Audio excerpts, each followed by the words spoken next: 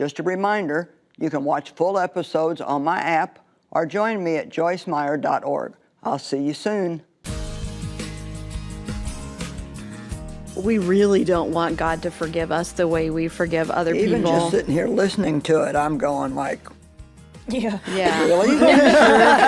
You want to take it back? Right. Why did I say I've been that? teaching that for years, but it's just like, wow. I mean, if that's really true, and we know it is because it's the Bible, we better change the way we do things a little bit.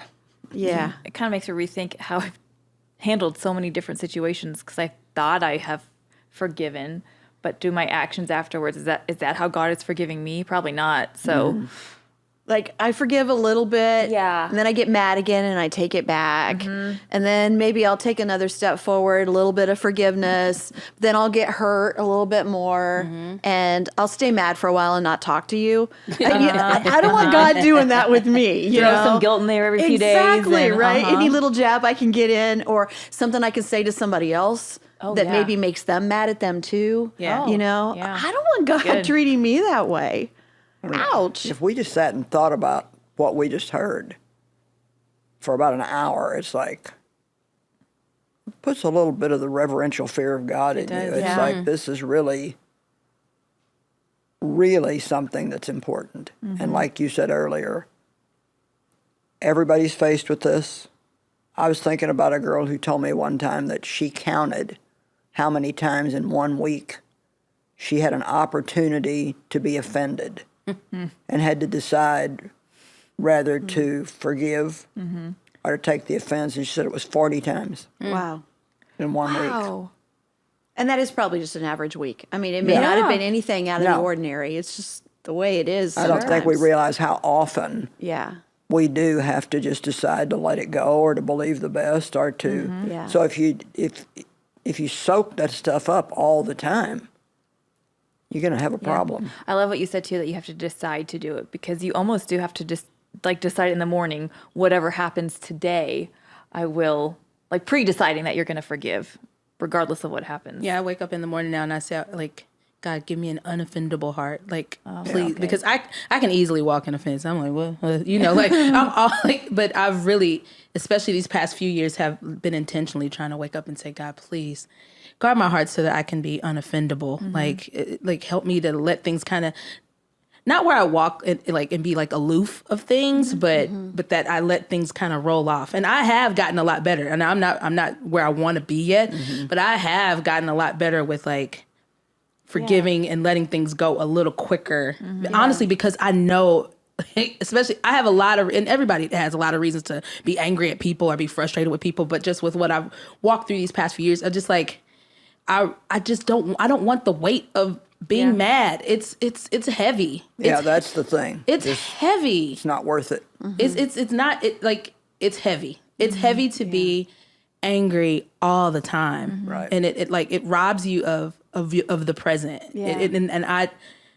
And like I feel sometimes I was feeling justified in being angry. Sure. And being upset and being, There's wanting to get back. A lot you know? of reasons for people Sure. to be offended, to be justifiably angry. Yeah. But like you said, we can't live in that. No, I don't want to live in it. I've literally, seriously, this past year especially, I try to wake up because other than even the fear, I wake up now with so much more gratitude because Satan really he was really warring with me with feeling like I was alone in a lot of things because I was so angry at people and so disappointed in people. I really was like, God, where were you when all this stuff was happening? Like, did you abandon me? So like that was a season, this past season has been difficult. Me and God have been really wrestling. Like, where were you? Like, how did this happen? And you let it happen. And how did you let it happen for so long? Like, and then you let me find out and then it just all went worse, once I found out. And so I was mad at God.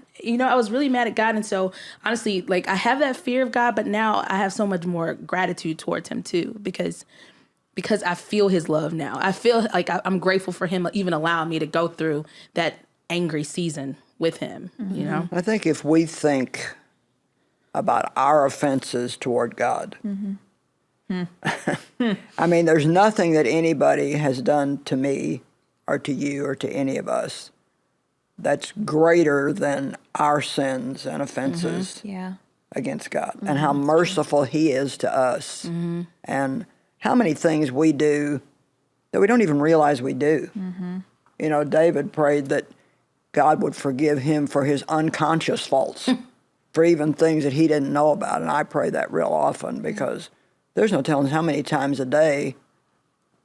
I mean, if God wanted to get mad and stay mad every time we did something wrong, He'd have to be mad at us all the time. Yeah. So that helps too if we think about, well, yeah, what you did was wrong, but, you know, I've done a lot worse. I think it's really good to talk about some of the very practical things that we've all dealt with because it really helps other people. I mean, Jay was just doing that and talking about what you've been through with your divorce in this last season. And I think it gives hope to other people to think, yeah, I feel that way, or I have felt that way, but she's able to forgive. She's able to forgive. God forgives me. You know, how can I move forward? So, Erin, are there particular areas for you that you've had to really deal with this forgiveness thing? Sure. One of them I'm going to save. I want to talk. It's my question for Joyce. So Okay. I'm going to come back to that one. Don't you, we're not leaving till it's answered. But I was thinking about this a few years ago. It was my first leadership position here. And so somebody left and I had to go through all their emails.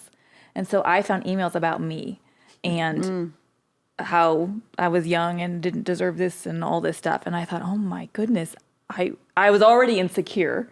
And then I had to read all this stuff that people were saying about me. I found something else on the internet about me as well as a person, as a leader. And so I remember. That's terrible. It was awful. Wow. But and this is where it's easy to get offended for other people too, you know? You're nice and you love me. I know. Who was it? But I had to fight really hard because I knew God was putting me in that position for a reason. And I could only do the best that I could do. And maybe there was truth to what they were saying. Maybe I was naive or I don't remember. I don't even remember what they said. But I had to choose to not dwell on what they said and forgive them. I never got to talk to them about it because they were gone. But I had to choose to forgive for my own freedom and to not be held back from what God was calling me to do. So that was hard because there was no closure. I didn't get to have a conversation about it. I just had to decide in my own mind, this is not who you are. This is not, you learn from this, but do your best. And Yeah. That's I all. like what you said, though, that if you didn't do that, that God wouldn't be able to work in your life and in this new role for you the way that you wanted him to, the way that you wanted to be used by him.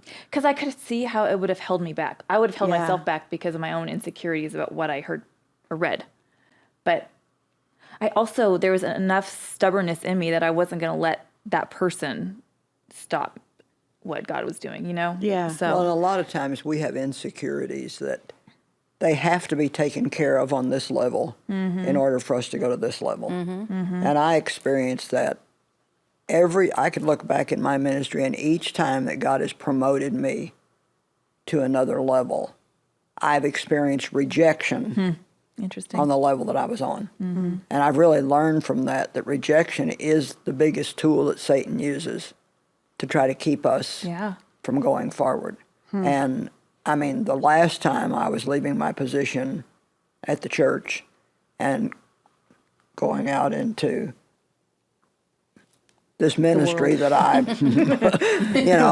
that we now have, but that didn't exist then. you didn't know what it was going to do. It was like, I heard God say, go north, south, east, and west, and nobody knew me. It was a huge step of faith. I mean, I was getting judgment and criticism and accusation, everything from you're full of yourself and you're just, on and on and on. And it was so hurtful to me. And it took me a good 3 years to get over it. But I realized many years later that if that wouldn't have happened, those people that did that to me, they would have been the ones that I would have wanted to have taken with me and been on the staff of this ministry. And it would have been even more dangerous to me then than now. And so And look how much better it turned out. Yeah, and so now hello, you guys. Just saying. Even when things are hard like that, You know, it's not God doing it. It's not even God letting something